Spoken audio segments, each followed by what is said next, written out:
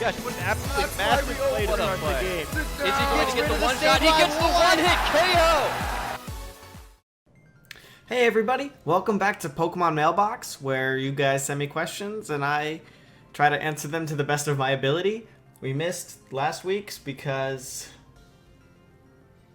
I don't know, because I wanted to clog my own mailbox and now I have like 100 messages I have to read, so I'm sorry, I'm just responding to people who messaged me like a month ago, so this is from you, like, thanks for being patient. Anyway, we got 10 great questions for you guys here, and well, I'll just get right into it. First question comes from Adrian, and Adrian asks, this isn't really Pokemon related, but is Nintendo's YouTube ad policy a big deal to you or not? Does it affect you greatly? If you guys don't know what this is, Nintendo recently came out and they are giving YouTube creators an opportunity to monetize their Nintendo videos, not all of them. If you're using a game in a specific list, you're able to monetize through them, and you don't have to work with a different kind of partner system. There's a lot of flack that Nintendo is getting for this right now, mostly because if you can either partner your whole channel or just individual videos. If you partner an individual video, you only get 60% of the revenue after the first 50% that YouTube takes. If you partner the whole channel, they bump it up to 70%. Woo! But on top of that, though, the list doesn't really encompass everything. It's they give you like a decent amount of games you can cover, for Let's Plays, for tutorials and stuff, but they just didn't do a good job. I don't think they did a good job at all.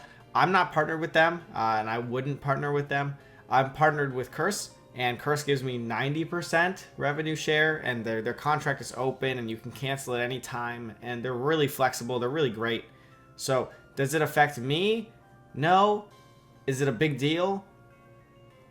I'm not sure whether Nintendo was coming out to try to help us or to give us a big middle finger. So if this was an attempt to help YouTube creators, content creators, then I'll give them a thumbs medium because you tried, but it sucks. And if it was just a big middle finger, then thanks, Nintendo. Next up, a question from Caleb asks, hey, I was wondering if Choice Scarf Hydreigon was more superior than Choice Specs since it can outspeed other dragons, which also brings me to my next question. Is it better to lead Choice Pokemon or have them in the back to finish KOs and finish a game? So, two parts. First off, dragons used to be a lot more prevalent in every format, minus the ones where fairies were introduced.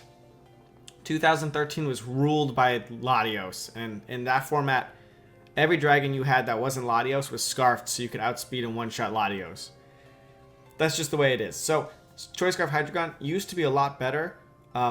Now, people use it sometimes because you can get damage up on a Kangaskhan without having to worry about the Sucker Punch and stuff, and it'll outspeed Metagross, and it'll outspeed Mega Salamence, so there's a fair amount of usefulness in a Choice Scarf Hydreigon right now. Specs gets a lot of one-shots, though. So, it can one-shot a Mega Kangaskhan. Sometimes, depending on the investment. You can one-shot Rotoms. Sometimes you can one-shot Aegislash. You get a lot of one-shots with your big Draco Meteors, your Dark Pulses and stuff. So, is it more superior? It really depends on what your team needs. The next question was, should you lead a choice Pokemon, or should you leave it in the back to finish the game? And that's entirely up to the situation. You got to read your opponent's team, try to guess where their items are, what you're going to need to outspeed to win. But speed in itself is very important in VGC. So if you're going to need that momentum early on, go ahead and lead it. If you feel like it's got great typing and you could switch it in, or if you want to use it as a revenge KOer because it will be fast with the Choice Scarf, then leave it in the back. But that's entirely dependent on the matchup. Third up, Travelers Unite asks, what is your favorite and least favorite Pokemon game? What could have made your least favorite better? My favorite Pokemon game, for a long time, it was some kind of tie between Blue and Gold. I really like those two. But once X and Y came out, those quickly became my favorite game. I think Y was the best made game in the whole series. They updated so many things. Oh god, there were just so many good things in Y. Character customization. You know, they changed the layout now. Finally, you're not looking at a little tiny guy running around. You know, the way you can move your Pokemon in your box and stuff. And, oh god, the features, so good. So good. So Y is my favorite in the whole series. And then second is somewhere between like blue and gold. But that's probably a nostalgia thing. Least favorite... I really disliked, I think, black and white. Somewhere between black and white, and I also really disliked, like, Gen 4. I kind of lost the specialness of Pokemon between, like, somewhere in, end of Gen 3 to Gen 4, Gen 5. So, somewhere in there, I just think the changes that would have made it better are what you see in X and Y, and it really refreshed the whole series, at least for myself personally. Thanks, travelers. Our fourth question comes from Jamie, and Jamie asks, when practicing a team you built, which do you use, Showdown or Rating Battle Ladder? Which is the best practice tool? There's a lot of people, especially relatively good players that I know, who swear they hate Showdown. They say it's a terrible tool. Before the Nationals, 2014 Nationals, the only tool I used to train was Showdown. I didn't rating battle at all. I didn't play with anyone I knew personally at all unless they were on Showdown, and I only played Showdown, and I just laddered with Showdown, and I use that team to win Nationals. So whether Showdown's good or bad, that's fact for me. So I like Showdown. It's worked for me in the past. Yeah. Fifth, Super Mega Man asks, do you think that the finals of a big tournament like Nationals and Worlds should be a best of 5 instead of a best of 3? Me personally, yes. I think the more rounds you have in any tournament finals, the better chance that the better player is going to win. Hacks occurs. You can get hacked out 2 games in a row. You can get hacked out a game, then win, and then get hacked again. I think a best of 5 would really, really, help to ensure that the better player is winning. Not every time. You can get hacked out 3 games out of 5 for sure, but that's got, way less odds than 2 out of 3 games, and definitely more odds than just a single game. So for huge finishes like that, even a regionals final, I would do all of the big tournament finals. I would move to a best of 5, but I understand time constraints, time constraints exist, and other stuff. So, but I would move it to a best of 5. Our next question comes from Jeffrey, and Jeffrey asks, are there any old titles that you would like to see remade with new features like X and Y and Oris have? If I had to do something from the mainline Pokemon games, I know Gold was remade once already, but I would do Gold and Silver again. I really like, just those 2 games in general. I think they bring so much. I think they're so much fun. But I definitely want character customization again. I really like that, and I'm kind of missing it in Oris right now. As far as other old titles go, something that isn't Pokemon mainstream, I'd love to see another Pokemon Snap. I think Pokemon Snap was awesome. I think it's a great game. It was so much fun. I would love to see Pokemon Snap 2. Yeah. 7, Stefan asks, do you think that level 1 Aeron, particularly on a Trick Room team, is viable in VGC and usable outside of being a gimmick?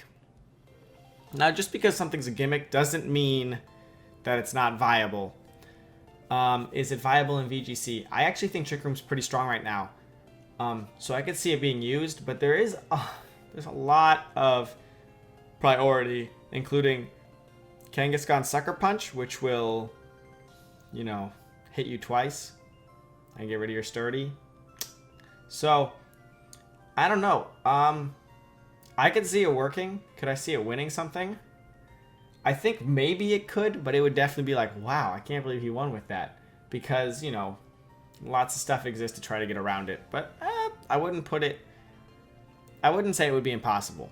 Our next question comes from Cameron. Cameron asks, if you could be one Pokemon, non-legendary, what would you be and why? I'd be a Persian because it's pretty dope. Well, Persian Cameron, if I could be one Pokemon, I'd probably pick something that could fly. Or like something that can run really fast. So it's probably a toss-up between a Pidgeot, a Dragonite, or like an Arcanine. I'd probably pick one of those. 9th, Patrick asks, hey Alex, I'm just about done with making my team, but I can't decide which Pokemon to put as the 6th Pokemon. Can you tell me what your thought process is when you're trying to fill that last crucial spot on your team? Patrick, that's a great question. And what I usually do, if I have 5 Mon, I really like them. I'll just put a 5-mon team out on Showdown, and I'll keep playing until I keep losing to something. And once I realize what I'm losing to, I'll use that 6th to try to better up my matchup against it. So if you have 5 Pokemon you really like, don't use a 6th until you find out what you're really, really losing to, what you're really, really weak to. You know, if you're using a bunch of stuff and every time, you know, Kangaskhan, Talonflame comes out, you just get wrecked, I'd put on something that could deal with that lead. So that's the way I would do it. And finally, our last question for today comes from Tori. Tori asks, I remember you mentioning before that you used to play a lot of TCG, trading card game. Have you ever thought about going back to it or making videos around the game? I really enjoyed the TCG. The games are a little bit longer than Pokemon VGC, and by a little bit, a lot of it.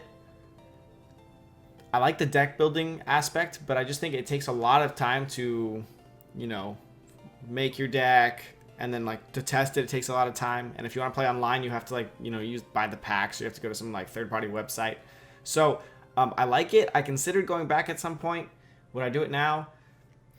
If I got into a trading card game, I might do something closer to Magic or something, or Hearthstone, I think, instead of Pokemon. But I definitely enjoyed doing it while I did it, and I have very fond memories of TCG. And sometimes I will go and I will just participate in a TCG tournament like the day before VGC when they used to do that. I think they still do that. I'm not sure, but I would do that sometimes. Like, you know, there was a regional last year or 2 years ago, and I went and I top cut with the TCG deck that I didn't really know what I was doing with, but like I had, you know, the fundamentals of the game.